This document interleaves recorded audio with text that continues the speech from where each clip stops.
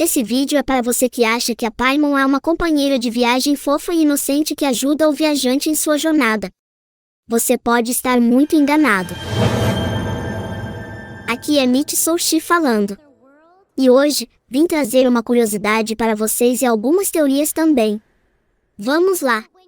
Quando jogamos o nome Paimon no Google, a primeira coisa que aparece é isso. Aparece uma figura um tanto macabra de um personagem mitológico também chamado Paimon, e ao lado, aparecem duas imagens da personagem Paimon que conhecemos do jogo Genshin Impact. Ao pesquisar mais a fundo, na demonologia, ou seja, no estudo dos demônios, Paimon é um demônio, um dos reis do inferno, obediente a Lúcifer. No Grimório Chave Menor de Salomão, no capítulo As Goetia, é citado como o imperador do Oeste, responsável por comandar os demônios deste local. Analisando a imagem, Paimon aparece como um homem usando coroa sentado em um dromedário. Engraçado que a Paimon do jogo também usa um acessório na cabeça, lembra até uma espécie de coroa. Outro ponto que vale ressaltar: Paimon geralmente aparece montado em algum animal, seja um dromedário ou um camelo, o que nos mostra que ele não precisa andar com as próprias pernas. Assim como a Paimon do jogo que, apesar de não montar em nenhum animal, ela consegue voar, o que a libera da necessidade de usar suas pernas. Geralmente ele aparece junto a dois reis chamados Labal e Abali. E se esses reis forem os gêmeos Aether e Lumine? Já que a Paimon aparece para ajudar os dois, dependendo do personagem que você escolhe no começo do jogo. E eu preciso frisar, dizem que Paimon é extremamente fiel a Lúcifer. E se, no jogo, Lúcifer for um dos viajantes? Paimon representa a jornada de autoconhecimento, andando pelo deserto da alma, trazendo a luz e indicando o caminho. Nesta interpretação, podemos correlacionar com a personagem Paimon do jogo. Ela aparece como uma guia para a gente. Sempre acompanha o personagem principal em busca de novos caminhos, aventuras e tesouros. Disse que ele possui grande conhecimento sobre artes liberais, ciências e segredos ocultos, e ele pode conceder informações sobre essas áreas para aqueles que o invocam.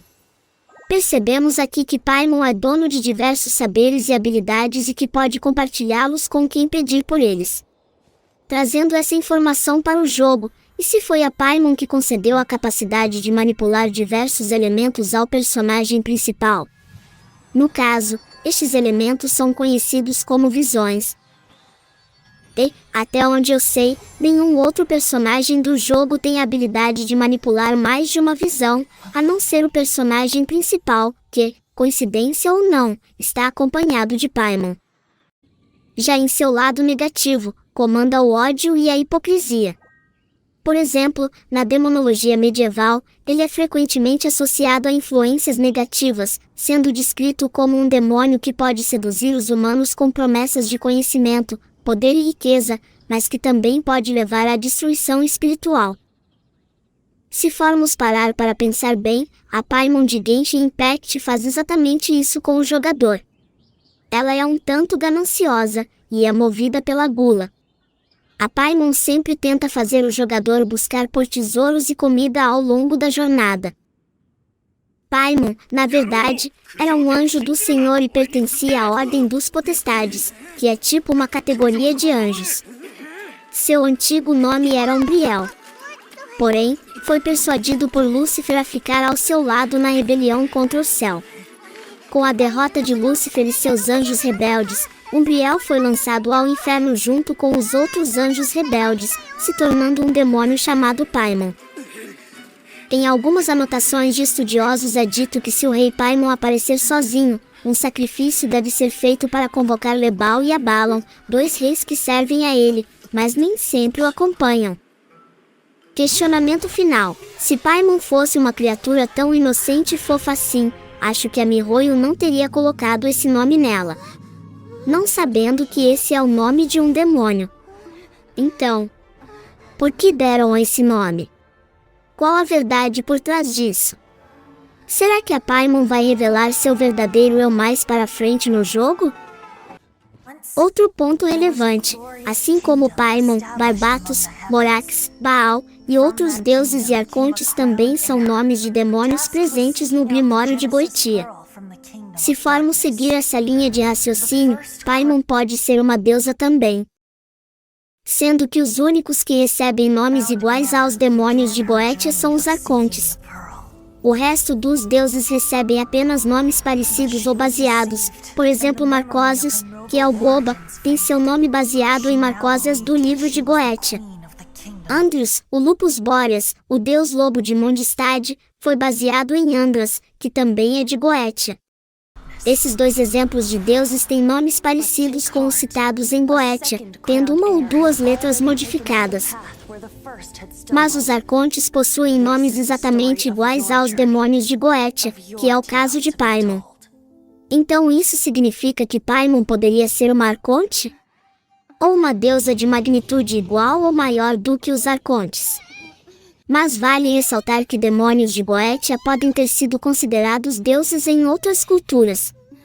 Eles não são necessariamente bons ou maus. E por último, quando um deus usa muito de seu poder ou energia elemental, ele reduz de tamanho. Isso foi o que aconteceu com o Goba, o companheiro da Xiangling, que é Marcosius, o deus do fogão.